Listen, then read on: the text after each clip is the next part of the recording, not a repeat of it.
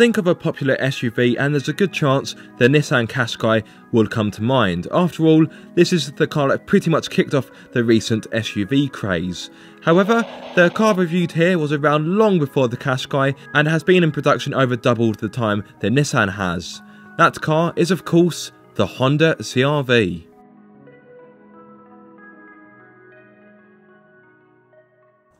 Let's kick things off by talking about the price. There are 4 trim levels available: S, SE, SR and EX. The S starts from £25,995, boasting features such as 17-inch alloys, front and rear LED lights, automatic lights, high beam assist, Bluetooth, DAB radio, front and rear electric windows and air conditioning.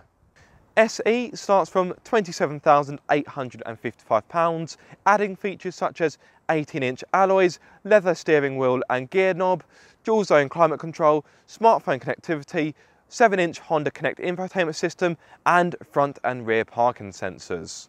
SR starts from £31,745, adding features such as leather seats, heated front seats, reversing camera, active cornering lights, Garmin satellite navigation and privacy glass. That of course leaves the EX, which starts from £34,455. This trim level is able to add a panoramic roof, 8-way electronically adjustable driver's seat, heated rear seats, 19-inch alloys, head-up display, heated steering wheel and a power tailgate. The car tested here is a little bit more though, because I've got the optional premium crystal red metallic paintwork and I've also got the CVT automatic gearbox. Therefore, the car you see here is £37,005, which I think is a little bit pricey for a Honda, but at least it offers a good amount of kit. That's the price out of the way, but is it any good to drive?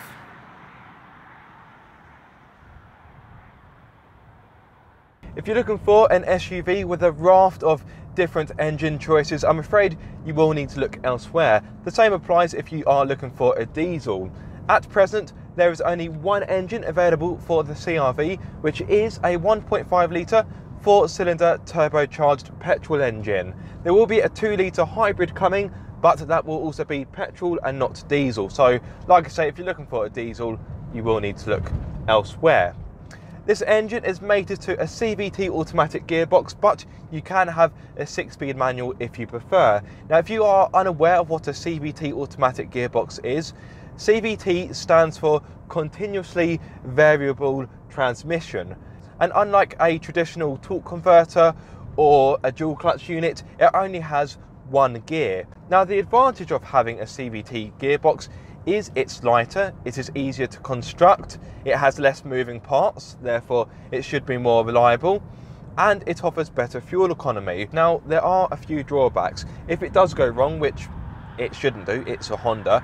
Honda is famed for its reliability, but if it does go wrong, it will be pretty expensive to repair, and they can also be quite noisy. Now, how does this CVT fare? How does it perform? Well, it isn't fantastic. Now, one of the other advantages of a CVT is that it is smoother, and I have to say it is extremely smooth. Because it only has one gear, you don't have that pause or that slight jolt when it changes gear. It just works away pretty smoothly, and I was going to say effortlessly, but it isn't fantastic. Now, one thing you can get from a CVT gearbox is what is known as the rubber band effect. So what it basically means, think of it this way. Remember as a kid you had those toy cars, you had to pull and pull back to build up the power, and you let it go and the car had a bit of power to it. Well, this is a similar kind of experience. The revs start to build, it gets a bit noisy, and then, oh, there we go, we have a bit of power. So the CVT gearbox is okay, I suppose. If you must have an auto, then it is your only choice. However, I would prefer to have the 6-speed manual. You also have paddles on the steering wheel to mimic a traditional automatic gearbox, so you can kind of change gears, even though this of course only has a single speed, but it gives you the illusion of changing up and changing down gears, which kind of improves things, but yeah, it's still not faultless. The engine itself, once you get it up to speed, offers a decent amount of performance. So in regards to power stats, this engine, when it is coupled with the CVT automatic gearbox, offers 193 horsepower with 243 newton meters of torque. Now if you go for the 6-speed manual, you will find it is a little less powerful, because you're looking at 173 horsepower with 220 newton meters of torque. Now of course this is a family car, so performance stats do seem to be a little bit redundant, but just in case you are interested, this car will hit 62 miles per hour in 10 seconds flat and continue to a top speed of 124 miles per hour. However, if you go for the manual version of this car, despite it having less power, it is actually faster to 62 miles per hour. That will do 62 in low 9 seconds, and it has a top speed of 127 miles per hour. The ride is pretty good. You do notice a slight firm edge to it when you hit potholes or bumps, but the damping is very good and it does protect you from the harshness that the UK roads can offer. One thing I will say though, as much as this car is comfortable and these seats are very nice to sit in, the ride can be a little bit choppy, and it's not often where the car feels truly settled. Is it a deal breaker? No, it isn't. But I think it will be something you'll notice. This road isn't particularly fantastic, and yes, there is a little bit of movement in the ride. It does feel a little bit up and down. However, I am perfectly comfortable, so I imagine you could drive this car for a long journey with very little complaints. Refinement isn't too bad either.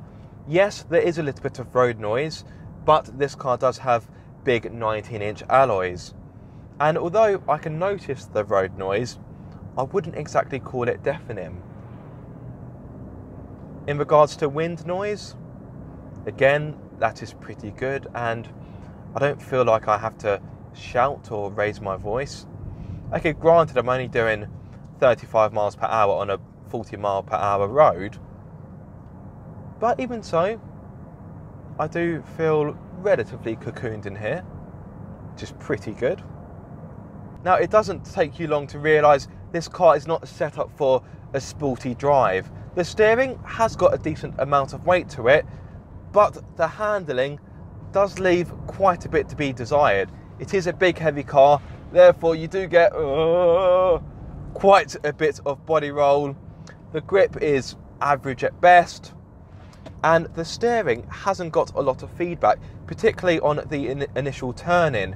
It's quite vague and you don't really get a great sense of what is going on. The CR-V isn't fantastic at handling, and it feels like you have to drag it around. It feels like a bored child reluctantly being dragged around the supermarket. You really have to force it a little bit. To be fair to Honda, the CR-V has not been designed to be the last word in dynamism. It's designed to be a practical and spacious car for everyday family life.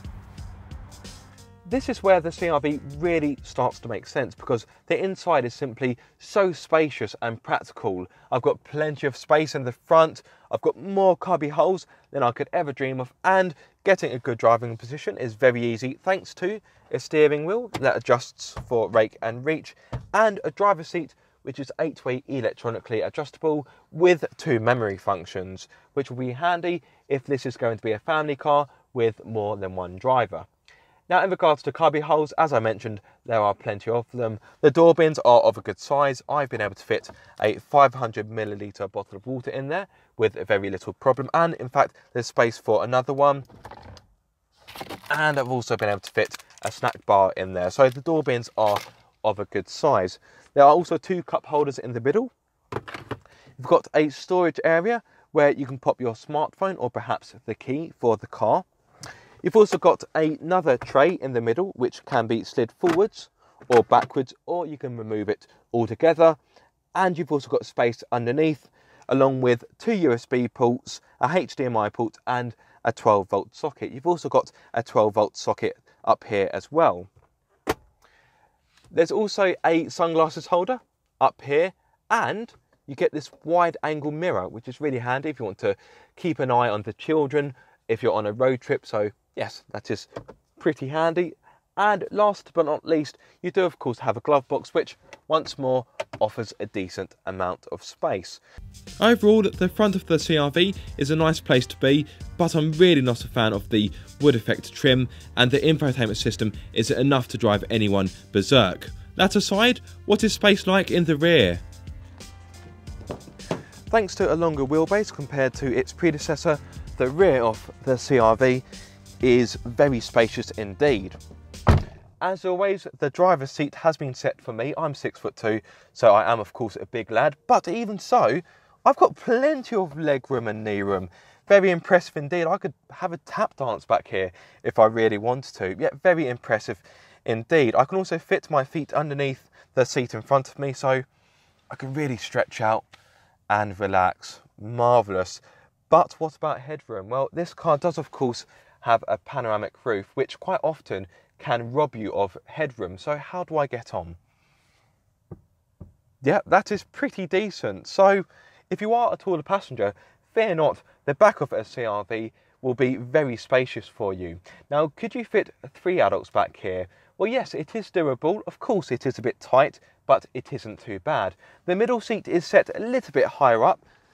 Therefore, you do get slightly less headroom, but even for me, I'm still doing okay. The transmission tunnel is also minimal, so that's better for getting your feet comfortable and your legs comfortable. Very good indeed. And yeah, I'd like to say you can fit 3 adults back here. In fact, I had 3 fully grown men in the back yesterday, and there were very little complaints. The rear is also practical as well. I've got 2 USB ports down here, so if your rear passengers want to charge their smartphone or their tablet on the go, you can do so. Very handy indeed. You've got door bins and a decent amount of storage. I've got my bottle of water in there, and there's a bit of space left over. And you've got 2 cup holders in the middle. There we are. Bottle of water once more. And don't forget, you do of course get ISOFIX points. So the back of this car, I've got very little complaints. In fact, I can't think of anything wrong with it. It's very spacious and practical. Well done, Honda. Very impressive stuff. What's better still is that the rear doors open nice and wide, so getting in or out of the car is a piece of cake. Now, there is a slight downside, because the new CR-V actually has a smaller boot than before. Its predecessor boasted 589 litres, but the new car has to make do with 561, 28 litres less than before. However, the boot is still very much practical. Now, because I've got the EX model, as standard, I do get an electric tailgate, which opens up like so. There we are. Bear with me. Good. As you can see, the opening is square and wide, which will be fantastic for loading bigger, heavier items, or indeed dogs. Now, speaking of dogs, in here I've got a rubber boots liner, which will be fantastic for when you want to put muddy dogs in here, because it means the carpet won't get ruined, and this can be taken out and wiped down or jet washed and cleaned pretty easily. Very handy indeed. Now, the boot itself is larger than the likes of the Nissan Qashqai and the Ford Kuga, but not quite as big as the Volkswagen Tiguan or the Skoda Kodiaq. However, if you need more space, you can of course fold down the 60/40 rear seats to give you 1,638 litres, but if you go for a model that doesn't have the panoramic roof, that increases to 1,756 litres. You'll also get a spare wheel as standard, which is just in here, which again is very handy. So in regards to the boot, it is very practical, even though it is a little bit smaller than before. Well done, Honda, good job. Is it safe? Yes, the Honda CR-V should be a safe car thanks to features such as 6 airbags, autonomous emergency braking, lane departure warning, lane keep assist, speed limiter and adaptive cruise control. The reason why I say it should be a safe car is because at the time of filming, the CR-V is yet to be crash tested by Euro NCAP, but I'd be surprised if it isn't a 5-star rating. The EX adds to the safety front by adding blind spot assist and low speed following. Time to talk fuel economy. Now, this is an area where the CR-V doesn't do very well. As I mentioned earlier, there is no diesel engine, therefore you have to make do with the 1.5 litre petrol. On a combined run, this engine will offer 39.8 mpg, which, let's be honest, isn't particularly fantastic. Now, that is using the old NEDC method of testing. If we're talking about the new WLTP method, then this engine will produce 31.7 mpg on a combined run. In my experience, I've been getting low to mid 30s, which is okay, I suppose, considering the official figure is 39.8 for NEDC. So I have come close to hitting the official figure, but on the whole, MPG isn't particularly fantastic. So if you're after a family SUV, which is frugal, you will want to look elsewhere, I anticipate. Of course, when the 2 litre hybrid comes along, it will improve things, but for the time being, no, the CR-V simply doesn't cut it. In regards to CO2, this car emits 162 grams per kilometre, meaning for the first year of VED, you will be required to pay £515. So it's fair to say this won't be the cheapest SUV to run, but because it is a Honda, it should be pretty much bulletproof in regards to reliability.